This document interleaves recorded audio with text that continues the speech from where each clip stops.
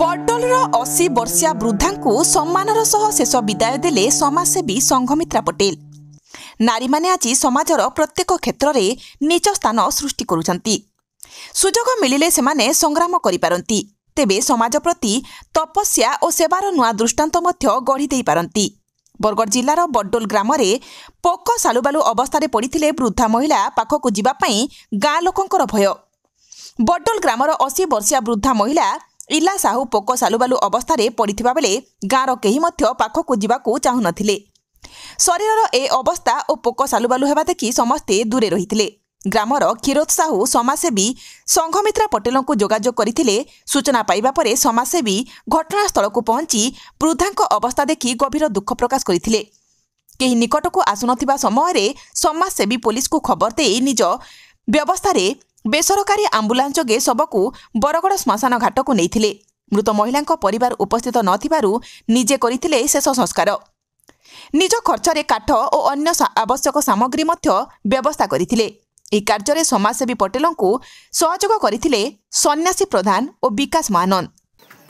मोर ना जोगेश्वर सुपकार, बडोल ग्रामवासी। आज दिन 10टा हठात गोटे मोर पाखे फोन आसला।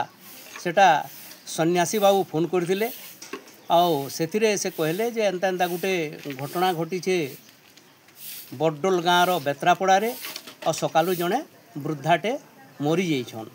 ताकू शव सत्कार करवार लगे बोलिकरी असुविधा हेबारु ताकर पड़ारे से माने क्षीरोद मेहर आमर बडोल गाँर जे क्षीरोद मेहर अछन से संघमित्रा पटेल मैडम को फोन कले।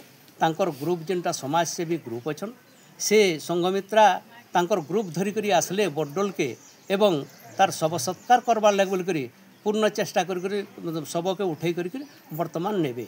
इटा देखिकरी मते बहुत खुशी लागला। मुई भी गाँव रहे एवं ताकर कर्तव्य के मुई देखिकरी जेतकी देखुछन मते बहुत बहुत बहुत खुशी लागला। एवं एंता सेवा से करूथन एवं तांकर काम चालू रहितो। इटा ही मोर माने लास्ट वक्तव्य है एवं मुई समस्त को इटा जणे देबा के चाहू छे। हम बाट में गोटे घटना बुझी मागी खाऊला आउ कि आम उठी बस आम रही बस ना पालू। आम पटेल आज्ञा डाकलु पटेल नुन आम डाकलु नास्ता से उठे नौ।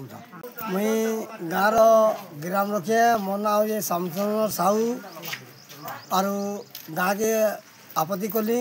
आम पटेल बाबू की डाकली लाश के उठावे बोलिकी से आसिक लाश के उठौन।